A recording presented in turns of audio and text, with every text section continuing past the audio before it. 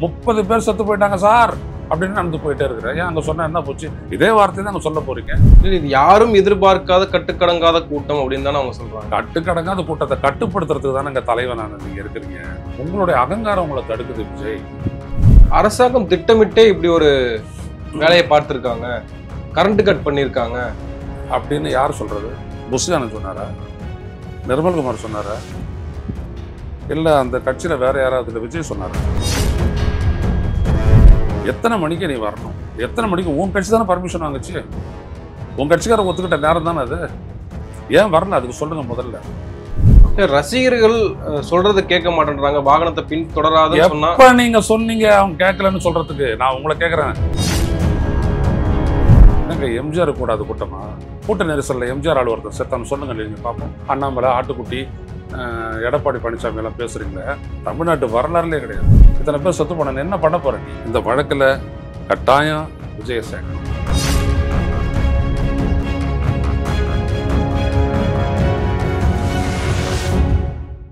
South beat நேயர்களுக்கு வணக்கம். நேர்காணலில் சிந்திக்கிருப்பவர் மூத்த பத்திரிகையாளர், எழுத்தாளர், அரசியல் செயற்பாட்டாளர் திரு ஐயநாதன் அவர்கள். வணக்கம். வணக்கம். கடும் துயர சம்பவம் கரூரில் நடைபெற்றிருக்கு. 39 பேர் தாவேகா பிரச்சார கூட்டத்துல உயிரிழந்திருக்காங்க.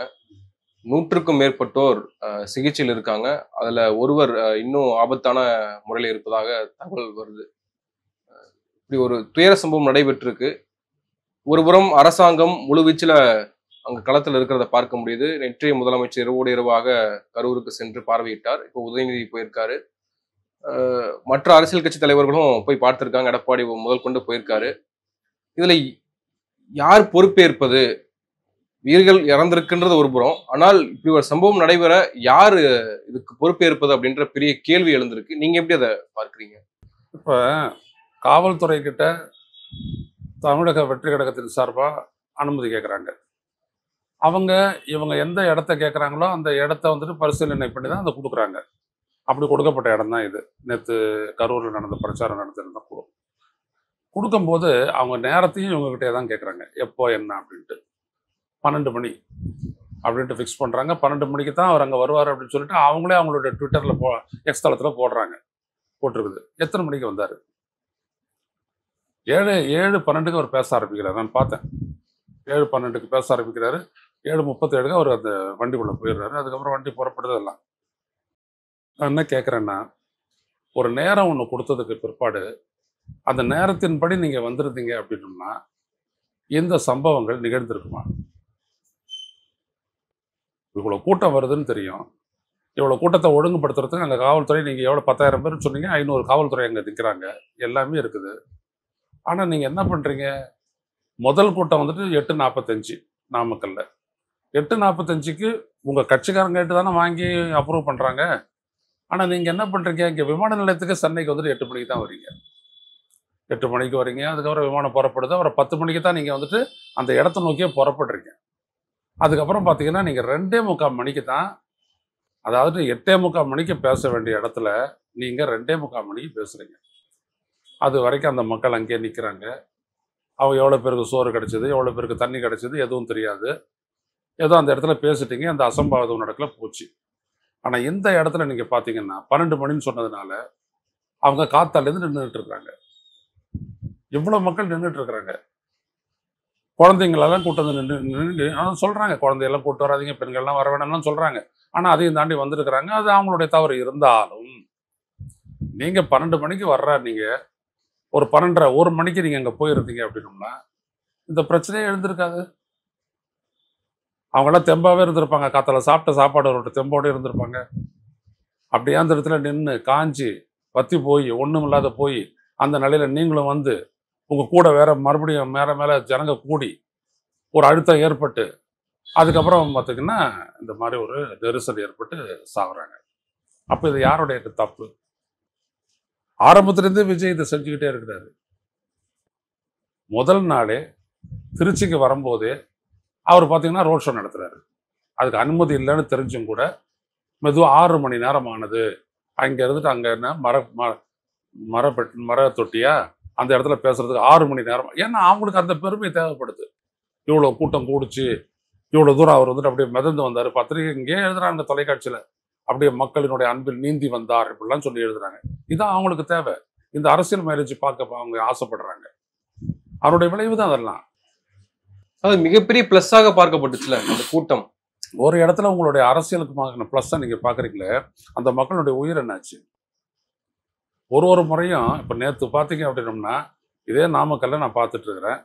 அங்கெல்லாம் ஏறாதீங்க, கட்டடத்தின் மேல ஏறாதீங்க, மரத்தின் மேல ஏறாதீங்க, கம்பத்தின் மீது ஏறாதீங்க, இறங்குன்னு தொடர்ந்து போலீஸ் அனௌன்ஸ் பண்ணிக்கிட்டே இருக்கிறான். உங்க கட்சிக்காரர் அனௌன்ஸ் பண்ணல. ரெண்டாவது விஷயம், ஒருபோதும் விஜய் இப்படி எல்லாம் ஒரு ஒழுக்க ரீதியான அனௌன்ஸ்மெண்ட் எதுவுமே பண்றதில்ல.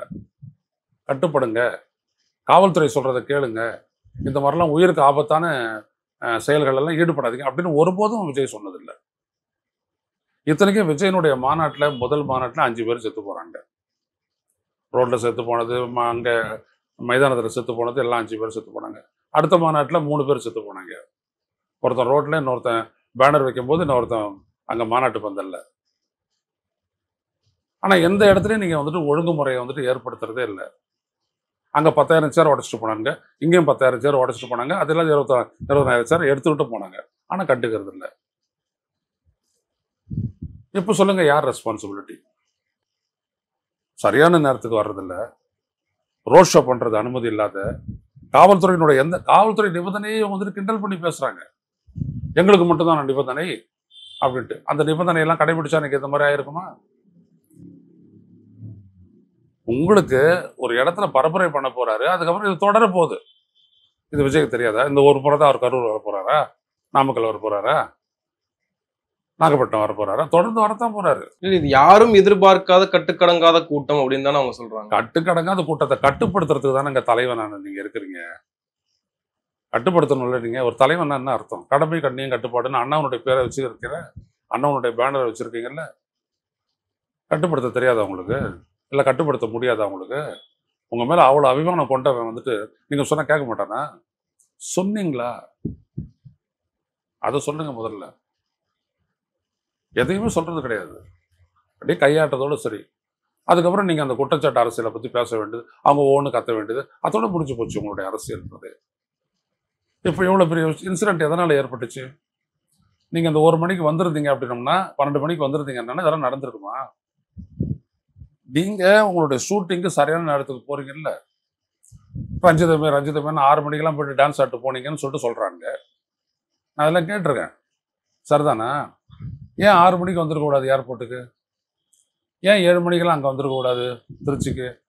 ஏன் 7க்கு புறப்பட்டு அங்கே வந்துட்டு 8:30க்கு வந்து சேர்ந்துருக்க கூடாது? அப்போ 8:45 பேசிருக்கலாம்ல. எது உங்களை தடுக்குது? உங்களுடைய அகங்காரம் உங்களை தடுக்குது விஜய். நான் போலீஸ் சொல்றதை கேட்கணுமா? இல்லாட்டி என்ன ஆயிடும்? நீங்க போலீஸ் அவமதிக்கிறதா, இந்த அரசு அவமதிக்கிறதா நீங்க நினைச்சீங்க. ஆனா அது இப்படி போய் முடியுன்றதை நீங்க எதிர்பார்க்கல. போலீஸ்காரன் என்ன பண்ணும்? போலீஸ்காரனும் அந்த ஆம்புலன்ஸ் கொண்டு வரவனு தான் எடுத்துட்டு போயிட்டு பலரையும் காப்பாற்றினான். 80 பேருக்கு மேல சீரியஸா இருக்கிறாங்க. ஆமா, நேத்து. இன்னைக்கு எல்லாரும் பரவாயில்ல, ஒருத்தர் தவிர எல்லாரையும் அவங்க காப்பாத்திட்டாங்க. ஆனா செத்ததெல்லாம் அந்த இடத்துலயே தான், ஸ்பாட்ல செத்துதான் எல்லாம் பணமா வந்திருக்காங்க. அரசாங்கம் திட்டமிட்டே இப்படி ஒரு வேலையை பார்த்திருக்காங்க, கரண்ட் கட் பண்ணிருக்காங்க அப்படின்னு யார் சொல்றது? தாவேக்காவினர். அந்த தாவேக்காவினர்லாம் சொல்லிட்டு கேள்வி கேட்காதீங்க பாலாஜி. புஷ்யானன் சொன்னாரா? நிர்மல்குமார் சொன்னாரா? இல்ல அந்த கட்சியில வேற யாராவது விஜய் சொன்னாரா? இப்ப வரைக்கும் எந்த விளக்கமும் வரல. பின்ன அப்ப நீங்க சொல்லாதீங்க அந்த மாதிரி. கேள்வி கேட்கும் போது நான் எவ்வளவு பொறுப்போட நான் பேசுறேன். எத்தனை மணிக்கு நீ வரணும்? எத்தனை மணிக்கு? உன் கட்சி தானே பர்மிஷன் வாங்குச்சு. உன் கட்சிக்காரர் ஒத்துக்கிட்ட நேரம் தானே அது. ஏன் வரல? அதுக்கு சொல்லுங்க முதல்ல. ரோட் ஷோ போடக்கூடாது, ஏன் போட்டீங்க சொல்லுங்க. நீங்க சரியான நேரத்துக்கு வந்திருந்தீங்க அப்படின்னம்னா இது நடந்திருக்குமோ? அதான் நான் கேட்கிறேன். காத்தாலேருந்து அவங்கள காய விட்டுறீங்க. 12லேருந்து இல்லை, அவங்க காத்தாலேருந்து அங்க கூடுறாங்க. அப்போ இது வந்துட்டு நீங்க அரசு மேல குற்றம் சொல்றீங்களா? எப்படி அது சரியாகும்? எனவே இது முழுக்க முழுக்க தாவேகாவும் விஜயம் தான் பொறுப்பு. ஏன்னா நீங்க காவல்துறை சொன்னது எதையும் கடைபிடிக்கல, நேரத்துக்கு வரல, ரோட் ஷோ நடத்துனீங்க, ரொம்ப நிதானமாக எல்லாமே நீங்கள் செய்கிறீங்க. முதல் நாளே பார்த்தோமே, முன்னாடி காலியாக இருக்குது, ஆனால் வண்டி மெதுவாக போகுது. ஏன் 6 மணி நேரம் ஆச்சு அந்த இடத்துக்கு வர்றதுக்கு. இந்த ஹைப் உங்களுக்கு தேவைப்படுது. அதான் இவ்வளவுத்துக்கும் காரணம். ரசிகர்கள் சொல்றது கேட்க மாட்டேன்றாங்க, வாகனத்தை பின் தொடராதுன்னு சொன்னா. எப்ப நீங்க சொன்னீங்க அவங்க கேட்கலன்னு சொல்றதுக்கு? நான் உங்களை கேட்கறேன். அது இல்லாத கேள்வியெல்லாம் நீங்களே கண்காட் படிக்க, நீங்களே யோசிச்சு கேட்காதீங்க. ரசிகன் கிட்ட நீங்க ஏதாவது வேண்டுகோள் விடுத்திருக்கீங்க?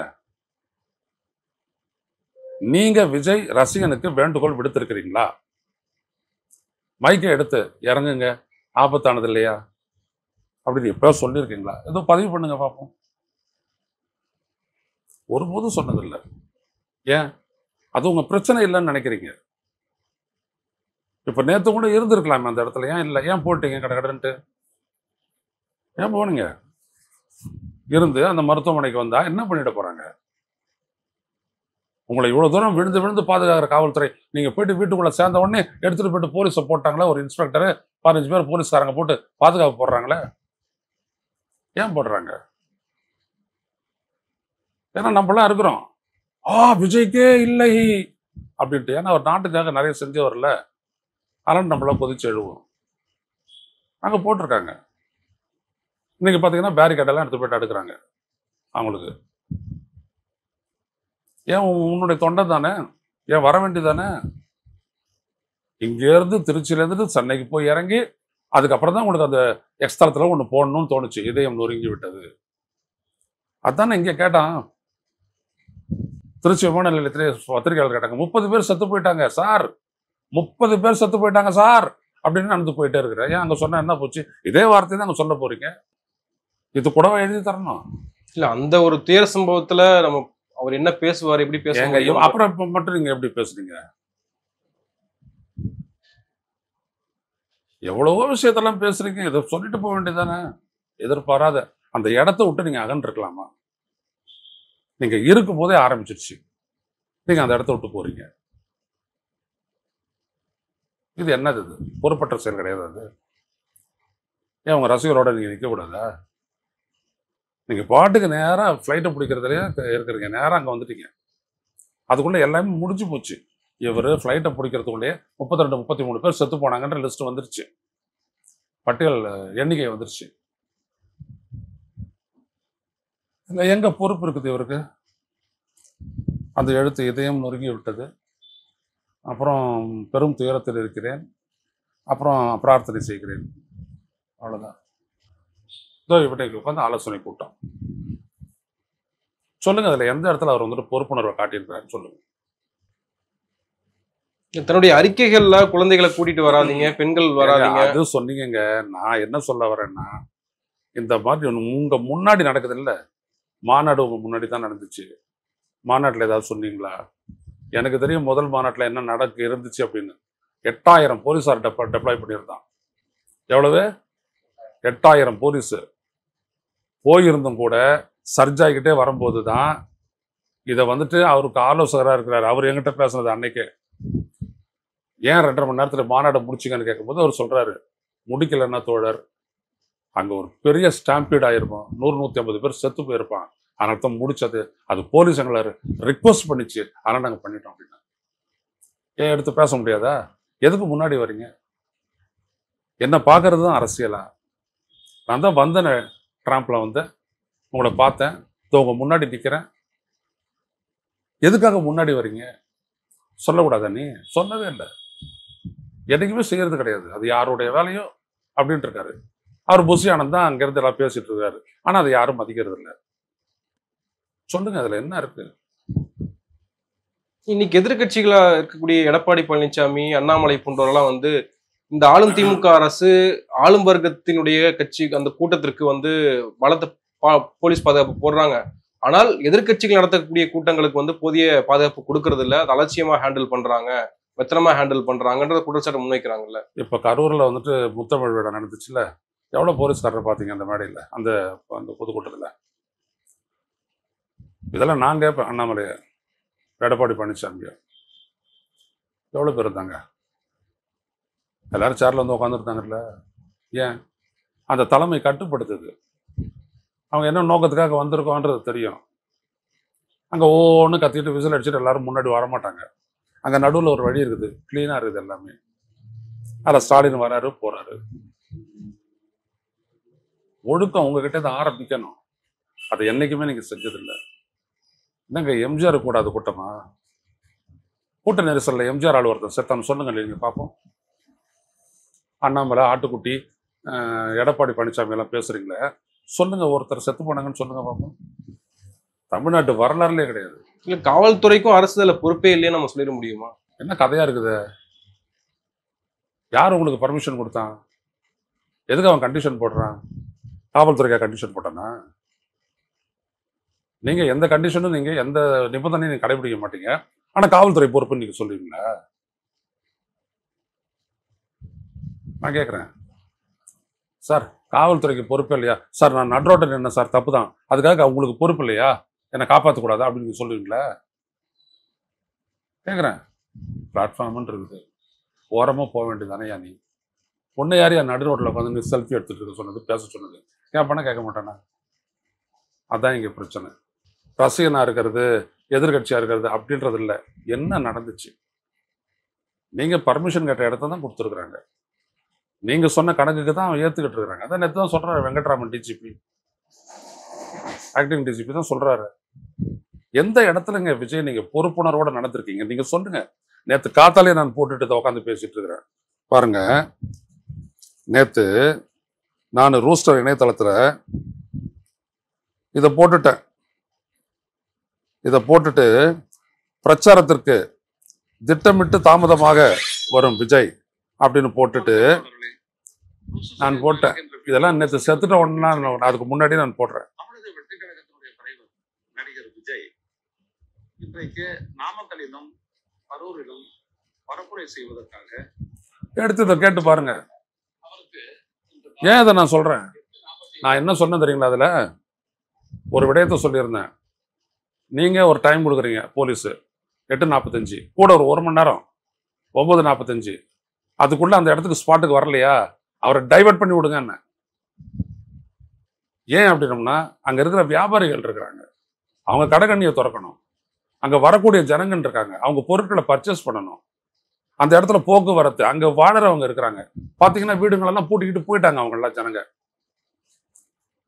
எதுக்கு அதெல்லாம் செய்யணும்? ஏன் அதெல்லாம் உங்களுக்கு புரியாதா? அதெல்லாம் என்னென்ன நெருக்கடிகள் ஏற்படும் மக்களுக்கு அப்படின்றதெல்லாம் உங்களுக்கு தெரியாதா?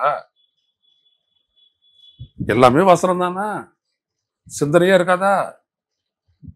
நான் சொல்றேன். காத்தால இங்க 12 மணிக்கு இதை ரெக்கார்ட் பண்ணது இது. ஏன்னா 12 மணிக்கெல்லாம் அவர் வரவே இல்லை. இவர் வந்து 2:45 பேசுறாரு. நான் எல்லாம் குறிச்சு வச்சுருந்தேன், எல்லாமே இங்கே தான் நான் பார்த்துட்டு இருக்கிறேன், எல்லா தொலைக்காட்சியும். நான் சொல்றதுல எந்த பிழையாவது இருக்க பாருங்க. 7:12 இவர் வந்துட்டு உள்ள வரும்போது 7:25 இவர் வெளில போறாரு. அப்பவே அந்த மயக்கம் போட்டு விடுறாங்க. விஜய தண்ணியெல்லாம் எடுத்து விடுறாரு. அப்புறம் இவர் ஆதவ அர்ஜுன் வந்துட்டு ஒரு பேக்கை கொண்டாந்துட்டு, தண்ணி பேக்கை கொண்டாந்து அவங்களுக்கு கொடுக்குறாரு.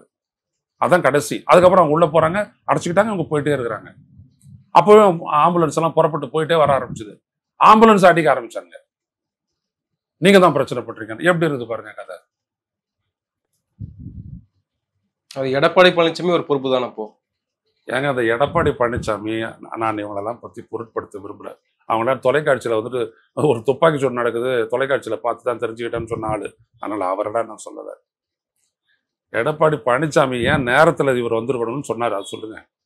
அப்போ தெரியுதுல்ல உங்களுக்கு, ஒரு நேரன்றது எது கொடுக்குறாங்க? அதை வயலேட் பண்ணுறதுக்கா? போலீஸ்காரனுக்கு வந்துட்டு வேற பொறுப்பு இல்லையா? வேற செயல் இல்லையா? அவனுக்கு கடமை இல்லையா? சொல்லுங்க. இவ்வளவும் நீங்க இந்த நேரத்துல நீங்க வந்துருந்தீங்கன்னா தவிர்த்திருக்கலாமே. நீங்க பேச போறீங்க, அதை ரிப்பீட் போடுறான். அவன் தான் ஒரு முறைக்கு 9 முறை ரிப்பீட் போடுறான் தொலைக்காட்சிகள். என்ன கஷ்டம் உங்களுக்கு? எல்லா இடத்துக்கும் போக போகுது, முழுமையா போக போகுது. எல்லாருக்கிட்டையும் செல்போன் இருக்குது, எல்லாரும் டவுன்லோட் பண்ணி பார்க்க போறாங்க. எனக்கு கரண்ட் இல்லை.